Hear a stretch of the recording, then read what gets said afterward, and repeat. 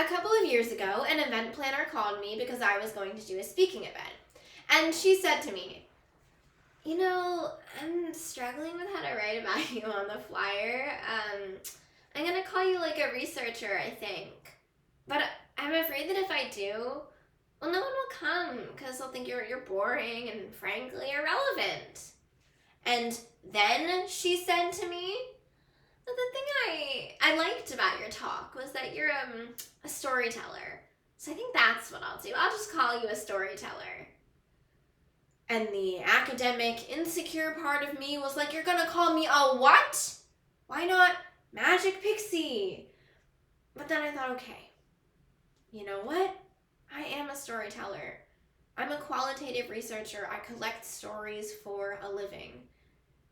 So I'm a researcher storyteller, and I'm here to talk to you today and tell you some stories about a piece of my research that fundamentally changed the way that I live. Speech and debate is a difficult activity. It requires you to put yourself out there in a way that no other activity does. That's exemplified by the fact that public speaking is the number one fear among Americans. As a country, we're more afraid of speaking in public than death, which begs the question, why? Well, simply, public speaking requires us to be vulnerable. If we make a mistake, there's no going back.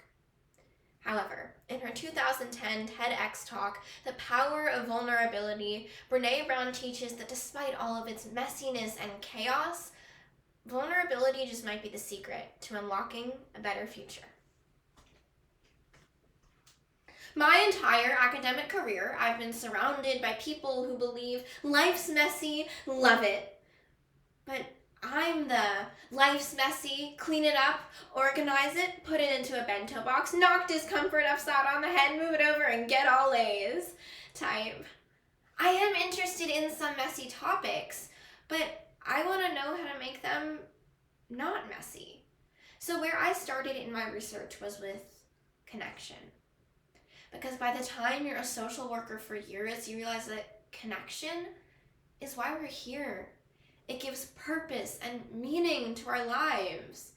Well, you know that situation where you get an evaluation from your boss and she tells you things you do really awesome and one opportunity for growth. And all you can think about is that opportunity for growth, right? Well, this is the way my work went as well.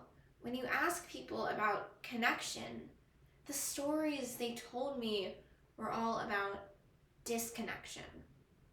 So I pulled back out of my research and I thought, I need to figure out what this is. And it turned out to be shame. And shame is really the fear of disconnection.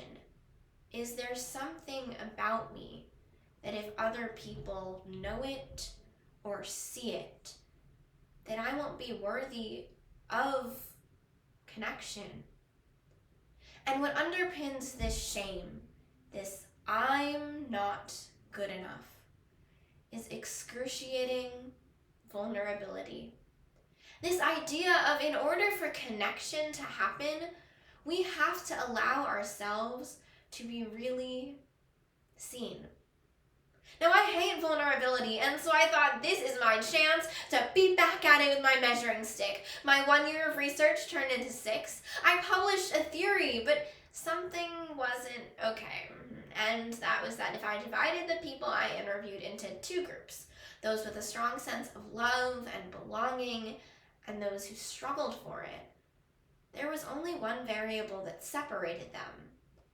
And that was that those with a strong sense of love and belonging felt they were worthy of it. That's it. And I needed to understand that better. So I just looked at those interviews where I saw worthiness and asked myself, what do these people have in common? Well, what they had in common was a sense of courage. Now, I want to separate courage and bravery for you for a minute. Courage from the Latin root cor, or heart, means to tell your story with your whole heart. So these folks had the courage to be imperfect. They had the compassion to be kind to themselves first and then to others. And the last thing they had was connection as a result of authenticity. They fully embraced vulnerability. They spoke about it being necessary. They talked about the willingness to say, I love you first. To do something where there are no guarantees. I personally thought it was betrayal. I had pledged allegiance to research, where the very definition of our job is to control and predict, and the answer I turned up about the way to live was with vulnerability, and to stop controlling and predicting. This led to a bit of a breakdown. I call it a breakdown. My therapist calls it a spiritual awakening. My first meeting with my therapist, Diana, I sat down and I listed away the wholehearted live and said, I have a vulnerability issue. I know that vulnerability is the core of shame and fear, but it also appears to be the birthplace of joy. And I need some help. And she just looked at me and I said, oh my God, it's bad, isn't it? And she said, it just is what it is.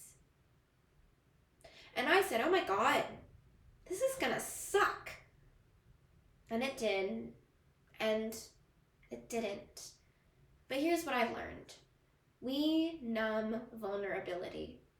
I sent something out on Twitter that said, how would you define vulnerability? What makes you feel vulnerable? Within an hour, I had responses. Having to ask for help because I'm sick. Being turned down. This is the world we live in. We live in a vulnerable world. And the way we deal with that is by numbing vulnerability. And I think there's evidence. We are the most addicted and medicated adult cohort in U.S. history. The problem is that you can't selectively numb emotion. You can't say, here's the bad stuff. Here's vulnerability, here's grief, here's shame. I don't want to feel those.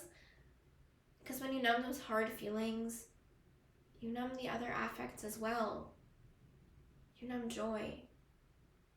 And then you are left searching for purpose and connection.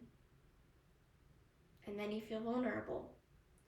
And it becomes this dangerous cycle where we make things certain that are uncertain. Religion has gone from belief in faith and mystery to certainty. I'm right, you're wrong, shut up. This is what politics looks like today. And most dangerously, we perfect. Especially our children. Children are hardwired for struggle from the moment they get here. Our job is not to say, she's perfect, make sure she makes the tennis team by 5th grade, Gail by 7th. No. Our job is to say, you are imperfect, but that's okay. Because you are worthy of love and belonging. Show me a generation of kids raised like that, and we'll see the problems we see today ended. But there's another way, and I'll leave you with this. To let ourselves be seen, deeply seen, and vulnerably seen. To love with our whole hearts, even though there is no guarantee. And in those moments of terror when we're asking ourselves, can I believe this passionately? To be able to stop and think, I am just so grateful, because to feel this vulnerable means I am alive. Lastly, we must believe that we are enough. Because when we work from a place that says, I am enough, we stop screaming and start listening. We're kinder to ourselves, and we're kinder to the people around us. Thank you.